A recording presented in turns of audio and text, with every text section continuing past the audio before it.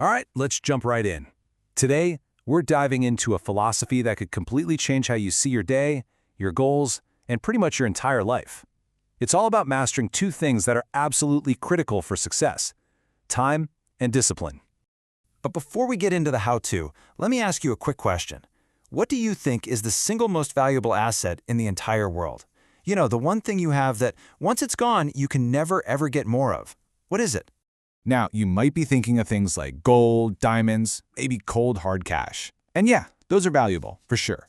But the real answer, the one asset you can never earn back once you've spent it, is time. It's literally the currency of your life.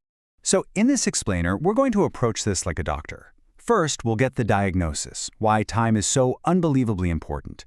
Then we'll get to the antidote, two powerful principles, or sutras, a guide for daily practice, and finally, we'll look at the incredible mind who came up with this whole method. Okay, let's get into our first section, the diagnosis. This is all about really, truly understanding what's at stake every single time we decide how to use our minutes and hours. This right here demands a huge shift in how we think. This isn't just about being productive so you can check off a to-do list. No, it's so much deeper. It's saying that the actual worth of our life, our legacy, is a direct result of how we invest our time. Every single moment is a choice that defines who we are and who we're becoming. Which brings us perfectly to the first part of our antidote. This is a core principle, a diamond sutra. Think of it as an unbreakable truth that is the foundation for this entire way of thinking. Well, just take a second to let that sink in. Wasting time is a form of slow suicide. I mean, that is some incredibly powerful language, isn't it?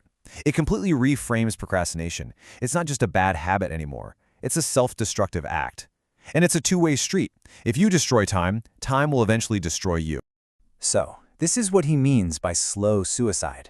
It's the act of consciously destroying your own potential. Every single irreplaceable moment that you just let slip by, that's a small piece of your life force, your potential, that you can never get back. It's a harsh idea, but it's absolutely vital to grasp. Okay, let's move on to the second Diamond Sutra. This is where we go from simply respecting time to actively taking command of it. If Sutra 1 is about not wasting time, this one is all about how to strategically invest it. This just cuts right through the whole myth that success is about luck or, being in the right place at the right time. The message here is crystal clear. Success is something you engineer. It's the predictable outcome of a disciplined, intentional routine. Your destiny isn't something that just happens to you. It's something you build, one day at a time. And this just brilliantly shows the direct connection. It's a simple two-step process, really. That huge, overwhelming task of shaping your destiny, it all starts with the much more manageable task of just organizing your next 24 hours. If you can get step 1 right again and again, step 2 just kind of takes care of itself.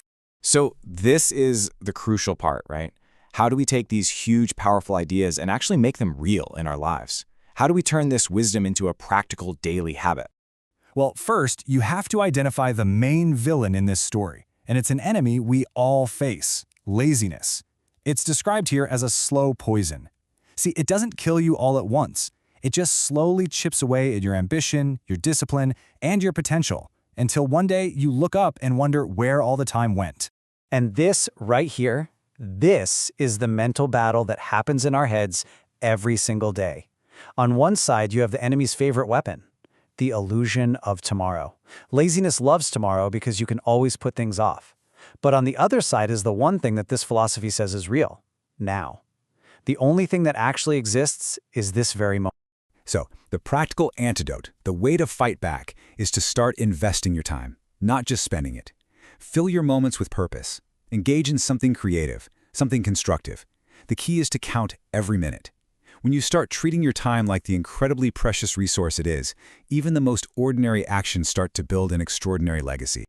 Now, you might be wondering, where does this incredibly powerful and honestly revolutionary philosophy come from?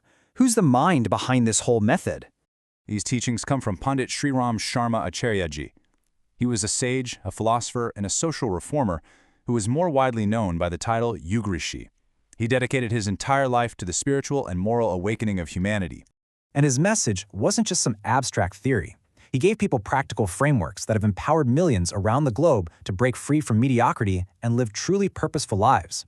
all by mastering these two fundamental principles, time and self-discipline. So we end right back where we started, but hopefully with a totally new perspective. Your life story, your impact, your entire legacy. It's not built over years or decades, it's built in minutes. So the question this whole philosophy really leaves us with is a deeply personal one. How are you going to invest the next one?